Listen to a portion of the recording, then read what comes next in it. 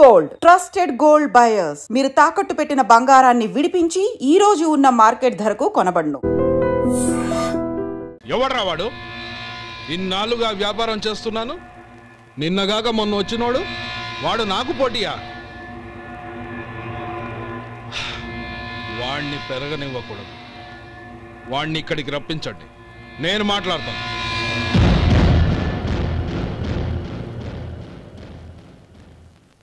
నమస్కారం అండి. రమ్మన్నారంట? నీ పచ్చళ్ళ కంపెనీ మూసేయాలి. నీకెంత కావాలి? 5 లక్షలు ఇస్తాను. చాలా? 5 లక్షలు కాదు, 50 లక్షలు ఇచ్చినా నా కంపెనీ మూయడం జరగదు. బాగా ఆలోచించుకొని చెప్పు. ఈ వ్యాపారంలో పుట్టి పెరిగినోడిని, నాతో పోటీ పడకు. నా చేతి కింద 6,000 మంది పనిచేస్తున్నారు. ఆంధ్ర మొత్తం నాకు బ్రాంచులు ఉన్నాయి. నేనే మార్కెటింగ్ చేయలేకపోతున్నాను. ఆఫ్టర్ ఆల్ ఒక కుటీర పరిశ్రమలా పెట్టుకొని నువ్వెలా మార్కెటింగ్ చేయగలవు? 6,000 మంది వర్కర్స్ని పెట్టుకుని ఆంధ్ర మొత్తం బ్రాంచీలున్న మీరే నా కంపెనీ చూసి భయపడుతున్నారంటే నా సరుకులో నాణ్యత ఉందనేగా. ఆ నాణ్యత ఉన్నంత వరకు నాకెవరూ పోటీ కాదు. ఈ ప్రపంచంలో నేను ఎక్కడైనా మార్కెట్ చేయగలను. వస్తాను.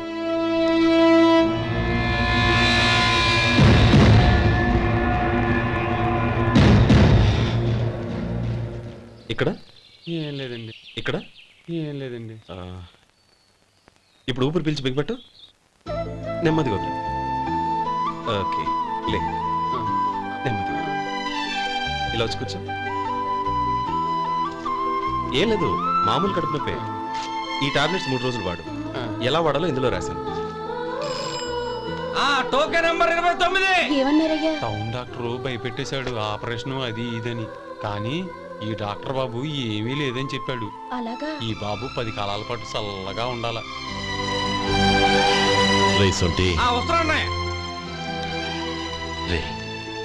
భగవంతుడి దయ వల్ల తమ్ముడు హస్తవాసి మంచిదని అప్పుడే పేరొచ్చిందిరా. తమ్ముడిని దగ్గరుండి జాగ్రత్తగా చూసుకో. పని హడావుల్లో పడి వేళకి భోంచేయడము. అబ్బే అదే లేదన్నయ్య. 1 గంటకల్లా పేషెంట్ కట్టు, భోజనం పెట్టు. అది అలా జాగ్రత్తగా చూసుకో. నేను చూసుకుంటాను కదన్నయ్య, నువ్వు వెళ్ళు.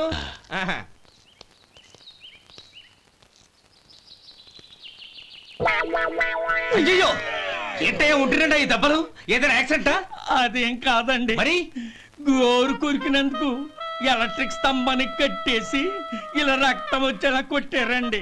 ఊరు కొరికినందుకు ఎలక్ట్రిక్ స్తంభానికి కట్టేసి ఇంతలా కొడతారా? వాళ్ళతో మనుషులా రాక్షసులా?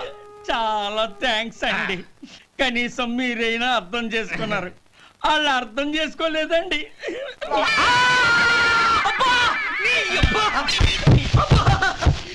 గోరు కొరకడం అంటే ఇదా? నిన్ను కొట్టడం కాదురా, నిలువురా నరికేయాలి. అబ్బా సెప్టిక్ అవుతుందో ఏమిటో. మన 2 ఊర్ల పొలిమేరలో ఉన్న ఈ మల్లికార్జున స్వామి వారి దేవాలయం జీర్ణదశలో ఉందన్న విషయం మీ అందరికీ తెలుసు. ఇన్నాళ్ళు మీ ఊరు వాళ్ళు పట్టించుకుంటారని మా ఊరి వాళ్ళు, మా ఊరి వాళ్ళు పట్టించుకుంటారని మీ ఊరి వాళ్ళు దీన్ని ఇలా వదిలేశారు. ఈ గుడి మీ ఊరికి ఎంత ముఖ్యమో మా ఊరికి అంతే ముఖ్యం. కాబట్టి మన ఇరుగ్రామ ప్రజలు కలిసి దాన్ని బాగు చేయించి కుంభాభిషేకం చేయించాలనే సదుద్దేశంతో ఒక కమిటీని ఏర్పాటు చేశాం. ఈ కమిటీలో 2 గ్రామాలకు సంబంధించిన ప్రముఖులు ఉన్నారు.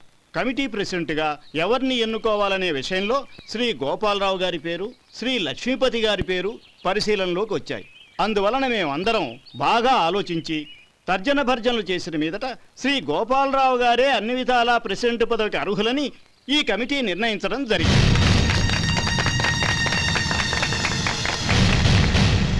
అంచేత ఈ ఉభయ గ్రామ ప్రజలు శ్రీ గోపాలరావు గారికి ఉదారంగా విరాళాలు అందజేసి ఈ శుభకార్యాన్ని జయప్రదం చేయవలసిందిగా కోరుతున్నాం. ఏంటి ఇంకా రాలేదా? ఏంటయ్యా, టైం 10 అవుతోంది. బోర్డు మీద 10 గంటలను రాసింది. మీ డాక్టర్ ఇంకా రాలేదు. అసలు మీ డాక్టర్ కి టైం సెన్స్, పంక్చువాలిటీ ఏమైనా ఉన్నాయా? ఇంతకీ మీరెవరండి? నేను డాక్టర్ అమ్మని. ఓహో, మీరు డాక్టరేనా? డాక్టర్ అంటే డాక్టర్ని కాదయ్యా, డాక్టర్ని చేసుకోబోయేదానని అర్థం. అవును, నువ్వెవరు? నేను ఇక్కడ టోకన్ ఇస్తూ ఉంటానులేండి. తప్పుకోవయ్యా. అవును, మీ డాక్టర్ కి ఎవరో అన్నయ్య ఉన్నాడంట కదా, ఎలాంటోడు? ఎలాంటోడంటే అదేనయ్యా, చాలా కోపిస్తని విన్నాను.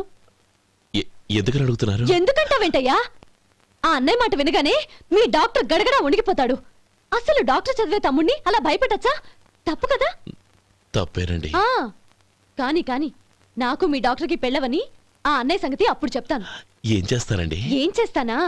సంవత్సరం తిరగకుండానే కవల పిల్లల్ని కని వాళ్ళ అన్నయ్య చేతిలో పెడతాను. వాళ్ళకి 5 సంవత్సరాలు వచ్చేసరికి ఆయన్ని బాగా మొట్టికెళ్ళేస్తారు. అలా నా కసి తీర్చుకుంటాను. ఈ డాక్టర్ ఎప్పుడు వస్తాడో ఏంటో. అది సర్లే కానీ నువ్వు పని చేయి. మీ డాక్టర్ రాగానే నేను వచ్చి వెళ్ళానని చెప్పు. నేను అంటే ఓ నా పేరు చెప్పలేదు కదా, నందిని. ఏం చెప్తావు? అదేనండి, నందిని గారు వచ్చి వెళ్ళారు అని చెప్తాను. గుడ్, పైకొస్తావు.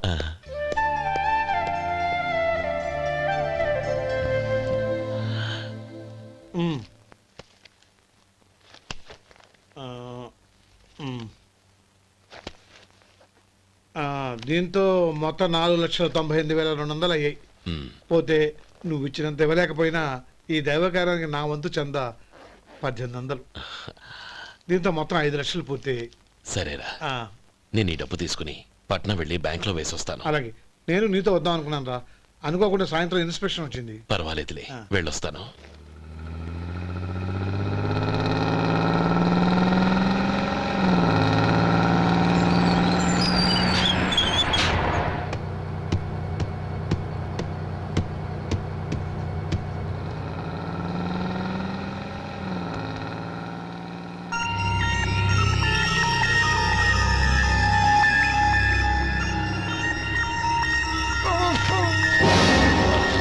అయ్యో మూర్ఛ మూర్ఛ, బసాపండి బసాపండి.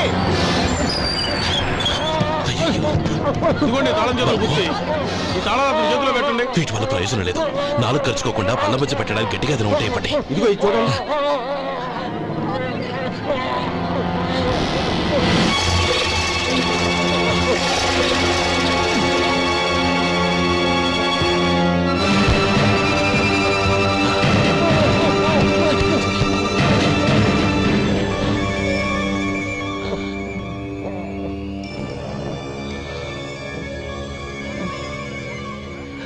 మీరు వెళ్ళి మీ సీట్లో కూర్చోండి, కొంచెం గాలాండివ్వండి. ఇప్పుడు ఎలా ఉంది బాబు?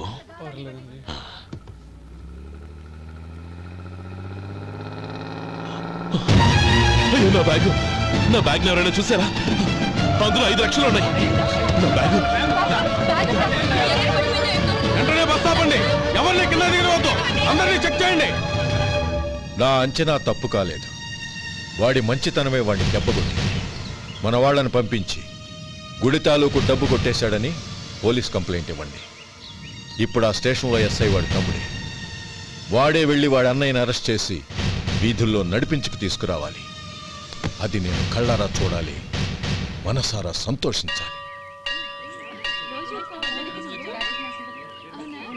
అయ్యో గోపాలం గారు, గోపాలం గారు, మీరు దేవస్థానం సొమ్ము దొంగిలించారని ఎవరో పోలీస్ కంప్లైంట్ ఇచ్చారంట. మిమ్మల్ని అరెస్ట్ చేయడానికి మీ తమ్ముడు గారు వస్తున్నారు.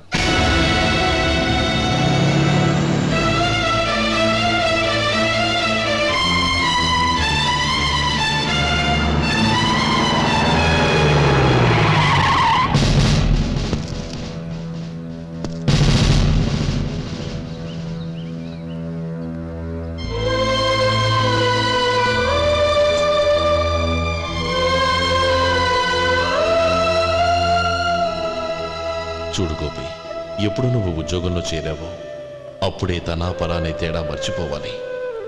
నేరం చేసిన వాడు నీ తమ్ముడైనా అన్నైనా సరే శిక్షించాల్సిన బాధ్యత నీది. అదే నువ్వు నీ ఉద్యోగానికి ఇచ్చే గౌరవం.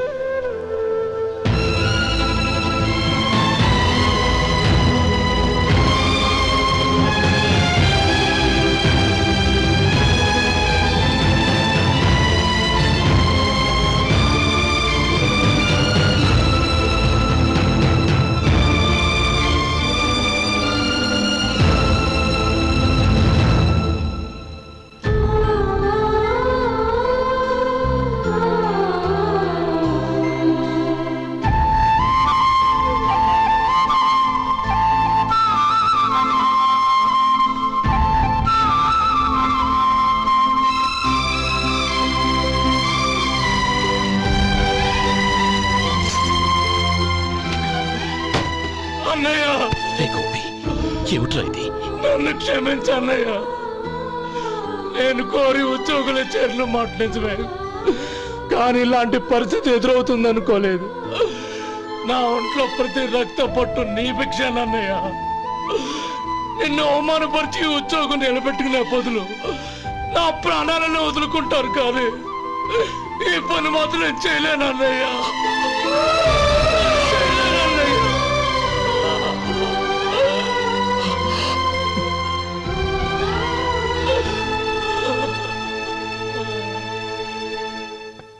ఏరా, ఇన్నేళ్లు కష్టపడి సంపాదించిన ఉద్యోగానికి రాజీనామా చేస్తావా?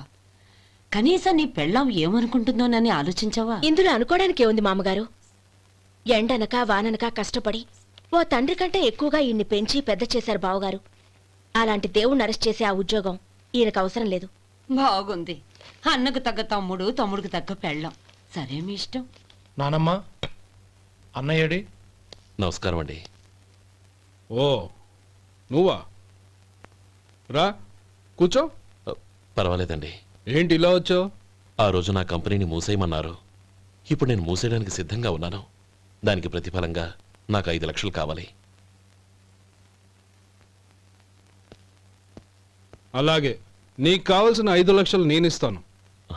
చాలా థ్యాంక్స్ అండి. కానీ మీరు మీ కంపెనీని మూసేయక్కర్లేదు. సార్? అవును మిస్టర్ మధు, మీ అన్నగారికి జరిగిన అన్యాయం గురించి తెలుసుకున్నాను. మీ కుటుంబం గురించి కూడా విన్నాను.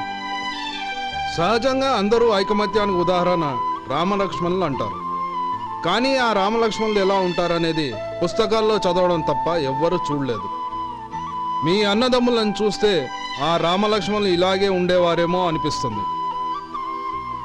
అలాంటి కుటుంబానికి ఇలాంటి ఇబ్బంది రావడం నిజంగా దురదృష్టం. రామునికి హనుమంతుల్లా కాకపోయినా ఏదో ఉడతా భక్తిగా నా వల్ల వీలైన సహాయం ఈ 5 లక్షలు తీసుకో. మీ కంపెనీ పేరు మీదే అన్ని సరుకులు తయారు చేయండి. నేను వాటిని ప్రపంచమంతా మార్కెటింగ్ చేస్తాను. సార్, మీ రుణం ఉంచుకోను, తొందరలోనే తీర్చేస్తాను.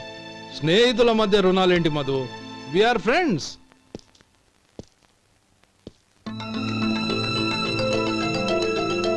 ఏంటే అక్కడ ఆగిపోయావు? రా.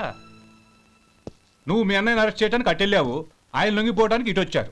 అవును, యూనిఫామ్ చేత్తో పట్టుకొచ్చావేంటి?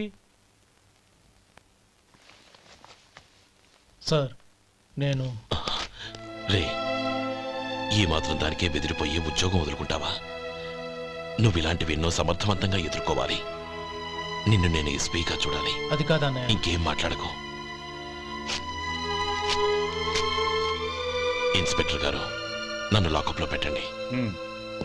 ఆగండి సార్, ఆ డబ్బు ఎక్కడికి పోలేదు, నేనే తీసి జాగ్రత్త చేశాను. ఈ విషయం అన్నయ్యకి తెలియక బ్యాగులో డబ్బు కనబడకపోవడంతో అది పోయిందనుకున్నాడు. నేను పట్నం నుంచి వచ్చేసరికి జరిగిన గొడవంతా తెలిసిందే. రే మధు, జరిగిన దానికి నన్ను క్షమించనయ్యా. ఇంటికి వెళ్ళాక అన్ని వివరంగా చెప్తాను. సార్, ఇదిగోండి 5 లక్షలు.